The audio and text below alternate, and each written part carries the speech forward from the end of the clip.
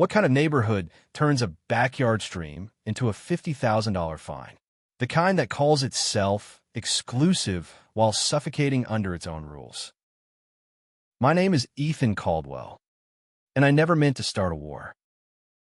I just wanted to save my land.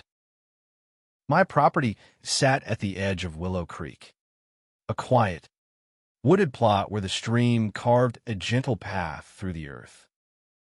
It was my refuge, a place where I could breathe away from the polished lawns and prying eyes of the Willow Creek Homeowners Association. But the stream wasn't just a pretty feature, it was eroding my land, year after year, eating away at the roots of my oaks and threatening the foundation of my home. I had to act. So, I built a dam. Not a towering concrete monstrosity, but modest, hand-laid stone barrier to slow the water's greed. It worked. The stream calmed. My tree stood firm. And for a moment, I thought I'd won. Then the HOA came knocking. Their letter arrived on a crisp October morning, the kind where the air smells of leaves and regret. Unauthorized modification of natural waterways, it read, followed by a fine of $50,000 for violating their sacred covenants. $50,000. 4 rocks I'd stack with my own hands. I stood on my porch, the paper trembling in my grip, staring at the cul-de-sac where my neighbors' homes gleamed like trophies. These were people I'd waved to, shared beers with at block parties. Now, they were demanding I tear down my dam or pay a sum that would gut my savings. I tried reasoning with them. I attended their meeting, stood in a sterile community center under fluorescent lights, and explained how the dam protected my home. They didn't care. The HOA president, Karen Whitaker, sat at the head of the table, her smile sharp as a blade. Rules are rules, Mr. Caldwell, she said, her voice dripping with condescension. We can't have everyone reshaping the neighborhood to their liking. The others nodded, their faces a blur of agreement. I left that meeting with a fire in my chest. Not just anger, but betrayal. The dam wasn't just about my land anymore. It was about control. The HOA didn't just want compliance, they wanted to own me. I spent nights poring over their bylaws, searching for a loophole. There wasn't one. The rules were ironclad, written to suffocate anyone who dared think for themselves. I could pay the fine, lose everything I worked for, or dismantle the dam and watch my property crumble. Neither was an option. That's when I noticed the spillway, a narrow channel I'd built into the dam, designed to release excess water during heavy rains. It was a safety valve, nothing more. But as I stood by the stream, watching the water glint under the moonlight, an idea took root. A dangerous, reckless idea. If they wanted to play hardball, I'd show them what happens when you push a man too far. I didn't act right away. I spent weeks planning, measuring, calculating. The stream fed into a low-lying basin where most of the neighborhood's homes sat, perfectly manicured lots that Karen and her cronies cherished. If I opened the spillway during a storm, the water would follow gravity's pull, pooling in their yards, their driveways, maybe even their basements. It wouldn't destroy their homes, but it will make a point. I wasn't a vindictive man, but the thought of their pristine lawns turning to mud brought a grim satisfaction. Still, I hesitated. This wasn't who I was. I'd spent my life building things, homes, relationships, a quiet existence, not tearing them down. But then another letter arrived, threatening legal action if I didn't comply by the end of the month. That was the push I needed. The storm came on a Thursday, a bruising downpour that turned the sky to slate.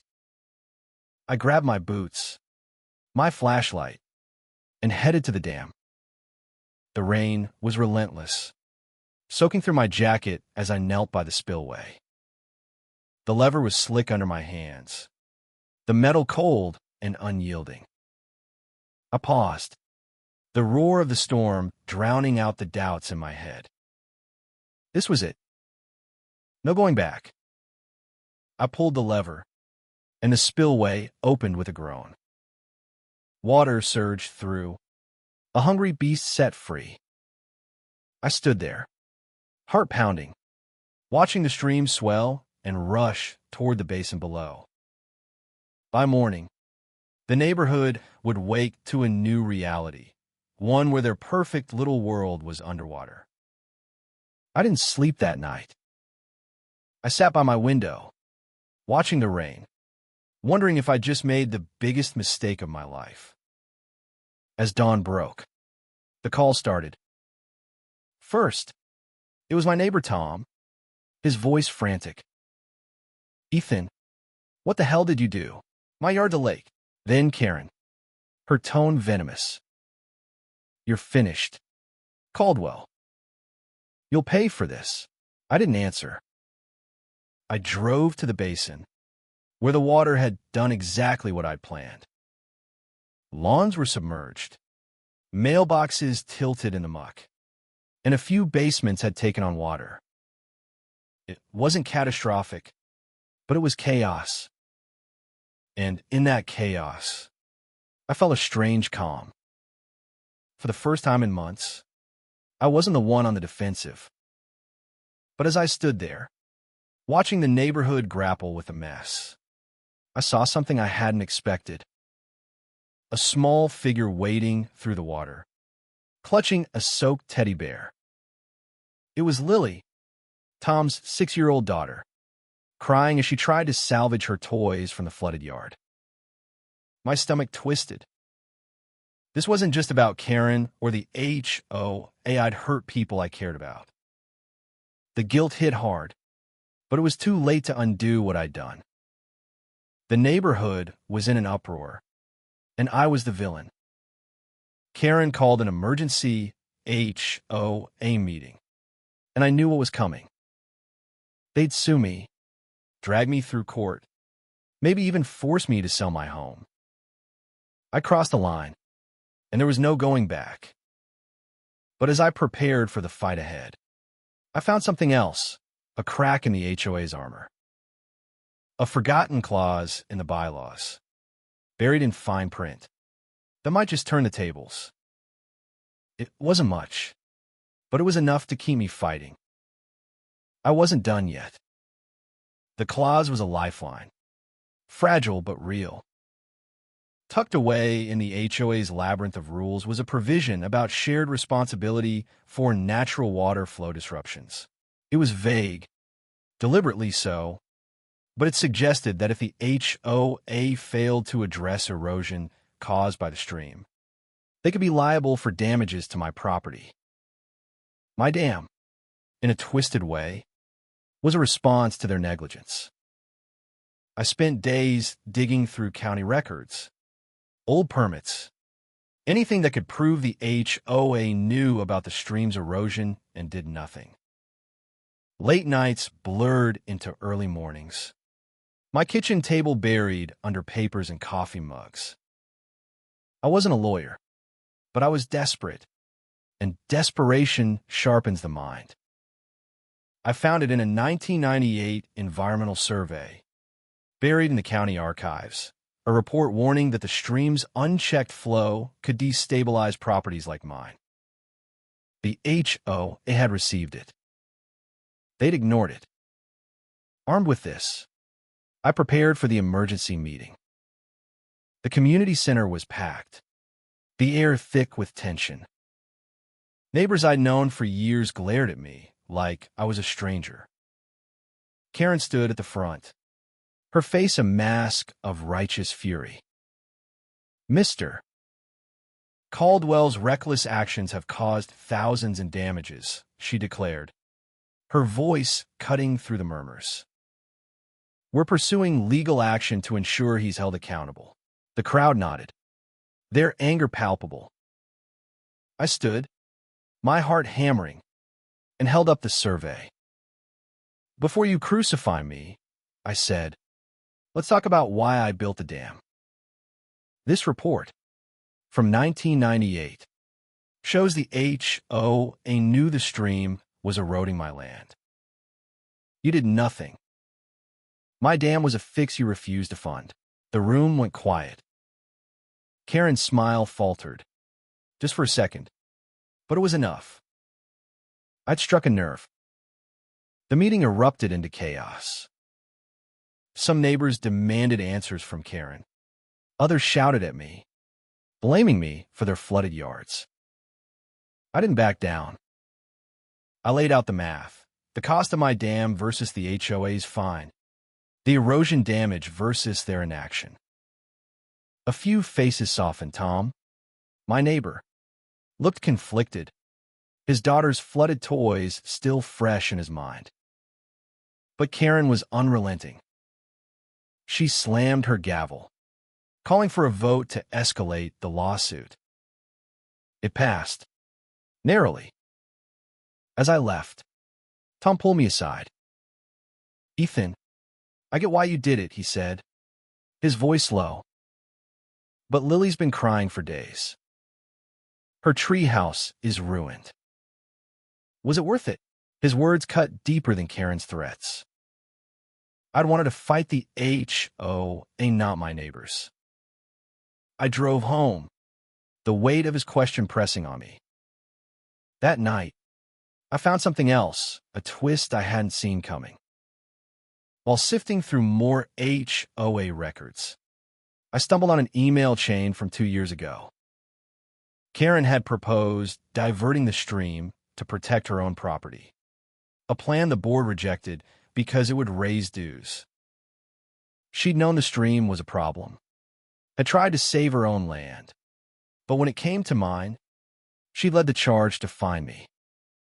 Hypocrisy, plain and ugly. It was a spark of hope, but also a reminder of how personal this had become. Karen wasn't just enforcing rules. She was protecting her own interests while crushing mine. I printed the emails, my hands shaking with a mix of rage and relief. This wasn't just about my dam anymore. It was about exposing her. I started reaching out to neighbors, quietly, one by one. I showed them the survey, the emails, the truth. Some listened. Others slammed their doors. But the tide was shifting. A few, like Tom, began asking questions at HOA meetings, challenging Karen's authority. She pushed back, doubling down on the lawsuit, but cracks were forming. I could see it in the way she avoided my eyes, the way her voice tightened when my name came up. The neighborhood was dividing, those loyal to her, and those starting to see the bigger picture. I wasn't winning. Not yet, but I wasn't alone anymore. Still, the guilt lingered. Every time I saw Lily playing in her muddy yard, I questioned whether I'd gone too far. The spillway had been a statement, but it had hurt people I never meant to harm. The lawsuit loomed, a dark cloud over everything. My savings were dwindling, eaten up by legal fees and the fine I still hadn't paid. I hired a lawyer, a scrappy guy named Dan who worked out of a strip mall, but had a knack for finding weak spots in contracts.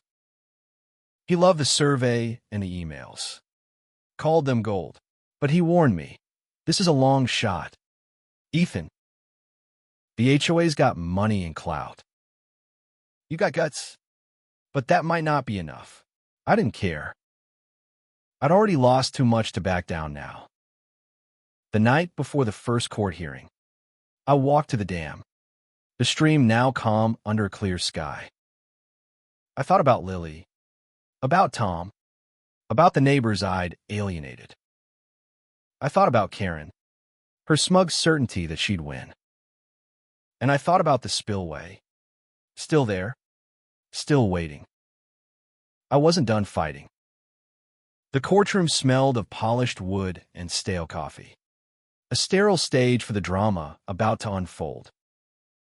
I sat beside Dan, my lawyer, my palms sweaty as the HOA's attorney laid out their case. They painted me as a rogue, a reckless man who'd flooded the neighborhood out of spite. Karen sat in the front row, her posture perfect, her eyes fixed on the judge like she'd already won. But Dan was ready.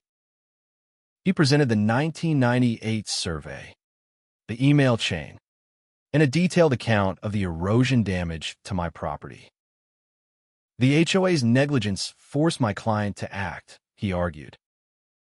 The spillway was a desperate measure. Yes, but it was a response to their failure. The judge, a stern woman with gray hair, listened intently, her face unreadable. I held my breath, hoping for a crack in the HOA's armor. The hearing stretched on, a grueling back and forth. The HOA's lawyer countered with photos of flooded yards, damaged fences, and Lily's ruined treehouse. My chest tightened at that one. Dan leaned over, whispering, "Stay calm." They're playing the sympathy card, but it was working. The judge's eyes lingered on the photos, and I could feel the room tilting against me. Then came the twist. Dan called a surprise witness, Mrs. Ellison, a retired librarian who'd lived in Willow Creek longer than anyone. She'd been on the HOA board in the 90s and remembered the survey. "We begged for funds to fix the stream," she said, her voice trembling but clear. Karen's predecessor ignored it, and she's done the same. The courtroom buzzed. Karen's face went pale, her composure cracking for the first time. Mrs. Ellison's testimony wasn't a knockout, but it was a blow. Outside, the neighborhood was a battlefield of whispers. Some neighbors rallied behind me. Others doubled down on Karen's side. Tom stopped by my house that night, his face drawn. "Lily's asking why we're fighting," he said. I don't know what to tell her. I didn't either. I showed him the emails, explained Karen's hypocrisy, but his eyes were distant. "I just want my daughter to have her yard back," he said before leaving. His words haunted me. I'd started this to protect my home, but now it was tearing the community apart. Still, I couldn't stop. Not when I was this close to exposing Karen's lies. I spent the next days rallying more support, knocking on doors, sharing the survey and emails. Some listened, others didn't, but the momentum was building. Karen wasn't idle. She launched a smear campaign, painting me as a danger to the neighborhood. Flyers appeared in mailboxes, warning of my reckless disregard for property values. She even tried to get the county involved, claiming my dam violated environmental codes. But Dan was relentless, filing counterclaims about the HOA's negligence and Karen's conflict of interest. The legal bills piled up, and my savings were nearly gone. I started selling tools, furniture, anything to keep fighting. Late at night, alone in my house, I'd stare at the dam through my window, wondering if it was worth it. The stream was calm now. My land safe. But at what cost? Lily's tear-streaked face flashed in my mind, a reminder of the collateral damage. The next court date was set, and the tension in Willow Creek was electric. Neighbors stopped waving. Conversations died when I walked by. Karen doubled down, announcing a new HOA rule. Any future unauthorized modifications would carry a $100,000 fine. It was a direct shot at me, a warning to anyone else who dared challenge her. But Mrs. Ellison's testimony had planted seeds of doubt. At the next HOA meeting, a handful of neighbors stood up, demanding transparency about the stream and the HOA's finances. Karen deflected, her voice sharp, but the room wasn't hers anymore. I saw it in the way people leaned forward, questioning, listening. The tide was turning, but it was fragile, and I knew one wrong move could undo everything. I started noticing small acts of rebellion. A neighbor left a note on my porch, "Keep fighting. We're with you." Another anonymously leaked HOA meeting minutes, showing Karen had pushed for higher fines to set an example. These were cracks in her empire, but they came to a price. My phone rang constantly, angry voicemails, threats from Karen's loyalists. One night, someone slashed my tires. I stood in my driveway, staring at the damage, the weight of it all pressing down. I wasn't just fighting the HOA anymore. I was fighting for my place in this community. And I wasn't sure I'd win. The second court hearing was a crucible. The HOA's lawyer came prepared, armed with expert witnesses who claimed my dam was an environmental hazard. They twisted the narrative, making it seem like I'd built a monstrosity, not a modest stone wall. Dan fought back, presenting data on the stream's erosion and letters from neighbors who'd seen the damage to my land. But the judge's face remained impassive, and I could feel the case slipping. Karen sat smugly, her eyes glinting with victory. Then Dan played his trump card, a financial audit of the HOA obtained through a public records request. It showed years of mismanaged funds, including thousands diverted to Karen's pet projects, landscaping for her street, a new fountain for the community entrance. The courtroom stirred. The judge raised an eyebrow. For the first time, Karen looked rattled. Outside, the neighborhood was fracturing. The audit spread like wildfire, shared in hushed conversations and group chats. Some neighbors, once loyal to Karen, started questioning her leadership. Others doubled down, accusing me of stirring trouble. Tom invited me over for coffee, a tentative olive branch. "Lily's doing better," he said, stirring his mug. "But this fight, it's tearing us apart. Can't you just pay the fine and move on?" I wanted to scream. Pay the fine? Lose everything? But I saw the exhaustion in his eyes, the same weight I carried. I told him about the audit, the emails, Karen's hypocrisy.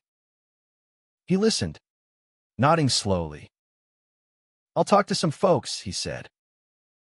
It wasn't much, but it was a start.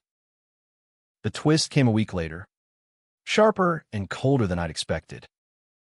A neighbor, Sarah, who'd stayed neutral, came to me with a bombshell. She'd worked for the county planning office and had access to old permits. One of them, dated a year before I built my dam, showed Karen had applied to reroute the stream to protect her property. Not only had she known about the erosion, she tried to profit from it, planning to sell her land at a premium once it was stabilized. The permit was denied, but she never disclosed it to the HOA. Sarah handed me the documents, her voice shaking. "I can't stand by anymore," she said. "She's been lying to us all. It was the weapon I needed, but it came with a cost." Sarah was risking her job to help me. I took the permit to Dan, who nearly jumped out of his chair. "This is it, Ethan," he said. This ties everything together. We filed a motion to amend our counterclaim, accusing Karen of fraud and breach of fiduciary duty. The news spread, and the neighborhood erupted. At the next HOA meeting, Karen tried to spin it, claiming the permit was a misunderstanding. But the documents were damning, and the room turned on her. Neighbors shouted questions, demanded her resignation. She stood her ground, her voice shrill, but her control was slipping. I watched from the back, a mix of triumph and unease. This wasn't just about my dam anymore. It was about dismantling a system that had bullied us all. But victory was still out of reach. The lawsuit dragged on, each hearing more brutal than the last. My savings were gone, my house now on a second mortgage. I sold my truck, my tools, anything that wasn't nailed down. Nights were sleepless, filled with doubt. Had I gone too far? Was this fight worth losing everything? I walked to the dam one evening, the stream reflecting the fading light. It was still standing, still protecting my land. But what cost? Lily's treehouse, Tom's trust, the neighbors who now saw me as a troublemaker. I thought of Sarah, risking her job, and Mrs. Ellison, her frail voice defying Karen. They believed in me. I couldn't quit now. The final court date was set, and the tension in Willow Creek was unbearable. Karen's allies rallied, spreading rumors that I'd sabotaged the neighborhood out of greed. But more were turning, whispering about the audit, the permit, the truth. I saw it in the way people nodded at me, the way they lingered after meetings, asking questions. The dam had started as my fight, but it was becoming theirs. I just hoped it wasn't too late. The final hearing was a storm waiting to break. The courtroom was packed, neighbors filling every seat, their faces a mix of anger, hope, and exhaustion. Karen sat rigid, her lawyer spinning a tale of my vendetta against the community. But Dan was relentless. He presented the permit, the audit, the 1998 survey, weaving a story of negligence and deceit. The HOA under MS. Whitaker's leadership failed its residents, he said, his voice steady. Mr. Caldwell's dam was a response to that failure. His actions, while extreme, were a cry for justice. The judge listened, her pen scratching notes, her face still unreadable. I glanced at Karen, her jaw tight, her eyes avoiding mine. She knew the tide was turning. Then came the collapse. The judge called a recess, and during the break, a group of neighbors approached Dan with a petition. Over half the HOA had signed it, demanding Karen's resignation and a full financial review. Tom was among them, his signature bold on the page. I talked to Lily, he told me later. She said if the dam saved your home, maybe it was worth a muddy yard. I nearly broke down. The petition wasn't evidence, but it was pressure, and the judge felt it. When the hearing resumed, she grilled Karen's lawyer, questioning the HOA's handling of the stream and the fine. Karen took the stand, her voice faltering as she tried to explain the permit. The judge wasn't buying it. MS. Whitaker, she said, your actions suggest a conflict of interest. This court will not ignore that. The ruling came a week later. The judge dismissed the HOA's lawsuit against me, citing their failure to address the stream's erosion as a contributing factor. My counterclaim was partially upheld, Karen was ordered to step down as HOA president, and the board was required to conduct a full audit. The $50,000 fine was struck down, but I was ordered to pay $5,000 for the flood damage, a fraction of what they demanded. It wasn't a total victory, but it was enough. The courtroom erupted in whispers, some neighbors cheering, others glaring. Karen left without a word, her face a mask of defeat. I walked out into the sunlight, my legs shaky, the weight of months lifting just a little. Willow Creek was different after that. The HOA elected a new president, a quiet guy named Mark who promised transparency.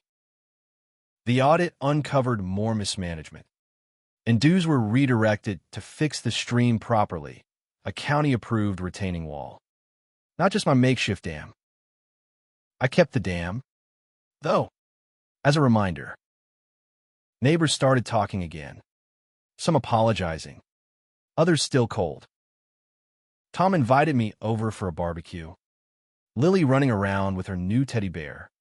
The flooded yard now dry. "You did what you had to," he said, handing me a beer. I nodded, but the guilt still lingered. I'd won, but I'd lost something too, the trust of a community I'd once called home. I started volunteering at the community center, helping rebuild what the fight had broken. Mrs. Ellison joined me. Her stories of Old Willow Creek a reminder of what the neighborhood could be. Sarah got a promotion at the county office, her courage rewarded. The dam stood strong, the stream no longer a threat. But every time I passed it, I thought of the spillway, the moment I'd let anger take the wheel.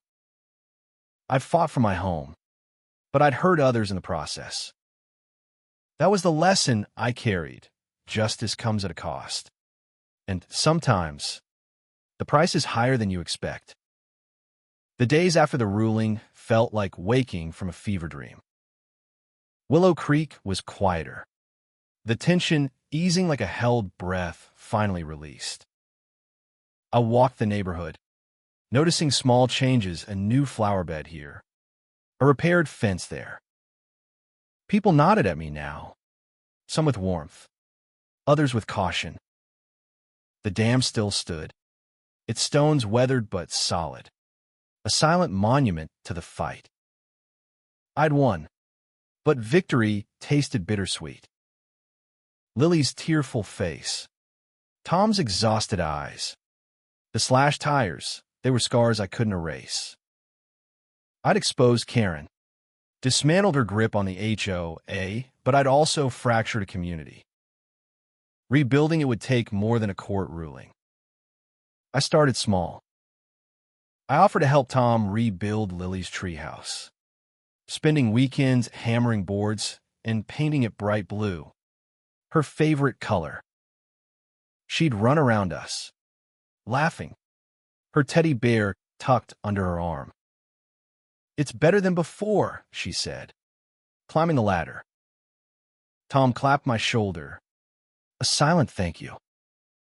Other neighbors joined in, not just for the treehouse, but for other projects, fixing a community garden, cleaning up the flooded basin. The HOA's new leadership, under Mark, was different. Meetings were open, budgets transparent. They even approved funds to reinforce the stream, a project I consulted on, my dam serving as a model. It wasn't perfect, but it was progress. Karen moved away a month later. Her house went up for sale, the sign stark against her pristine lawn. Rumors swirled. She'd taken a job in another state. Or maybe the shame was too much. I didn't care. Her absence was a relief, but it didn't erase the damage. Some neighbors still avoided me, their loyalty to her lingering like a ghost. Others, like Sarah, became allies. She'd visit with coffee and county gossip, her courage in sharing the permit a bond we shared. "You shook things up," she said one evening, sitting on my porch. This place needed it. I smiled, but the weight of the fight still clung to me. Shaking things up had a cost. I kept volunteering, pouring myself into the community. Mrs. Ellison and I organized a history night at the community center, sharing stories of Willow Creek's past. She'd bring old photos, her hands trembling as she pointed out faces long gone. "This place used to be about neighbors," she said. "Not rules." Her words stuck with me. I started hosting barbecues, inviting anyone who'd come. Slowly, the ice thawed. People talked, laughed, shared stories of their own fights with the HOA. It wasn't just my battle, it was theirs too, in different ways. The dam had been my line in the sand, but it had sparked something bigger. Still, the spillway haunted me. I'd walk to the dam at dusk, staring at the lever I'd pulled that night. It was a moment of rage, a choice I couldn't undo. I'd hurt people, Lily, Tom, others who didn't deserve it. The guilt was a quiet ache, but it drove me to do better. I donated the last of my tools to the community center, set up a fund for kids like Lily to replace what the flood took. It wasn't much, but it was something. The stream flowed gently now, the new retaining wall doing its job. My land was safe, my home secure, but the real victory was in the faces at the barbecues, the hands helping rebuild, the community finding its way back. Willow Creek wasn't perfect, but it was healing. The dam stood as a reminder, not just of the fight, but of what it meant to stand up. I lost money, sleep, and trust, but I gained something too, a voice. Neighbors who'd once turned away now stopped to talk, their stories weaving into mine. We were flawed, messy, human, but we were trying. Lily's treehouse became a symbol, painted bright against the oaks, a place where kids played and parents laughed. Tom and I became friends again, our barbecues a weekly ritual. Mrs. Ellison passed me her old photos, asking me to keep Willow Creek's history alive. I promised I would. One evening, as the sun dipped low, I walked to the dam. The stream sparkled, its surface catching the last light. I thought of the spillway, the night I'd let anger win. It was a mistake, but it was also a spark. It had exposed the truth, forced us to face the rules that bound us, and brought us together in ways I hadn't expected. I didn't regret the dam, but I regretted the hurt. I'd learned that fighting for what's right doesn't mean you're always the hero. Sometimes, it means owning the mess you make. I touched the stones, solid under my hand, and made a silent vow to build, not break, from now on. The neighborhood kept changing. Mark's leadership brought new projects, a park, a book club, a fund for erosion control. Sarah ran for the HOA board and won, her voice a steady force for fairness. I stayed involved, not as a rebel, but as a neighbor. The dam was no longer just mine, it was Willow Creek's, a testament to what happens when you push back, but also when you listen. As I stood by the stream, watching fireflies dance, I felt a quiet peace. The fight had cost me, but it had given me something too, a community worth fighting for. End.